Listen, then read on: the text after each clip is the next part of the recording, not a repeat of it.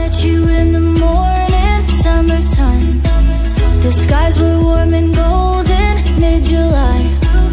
I dove into the blue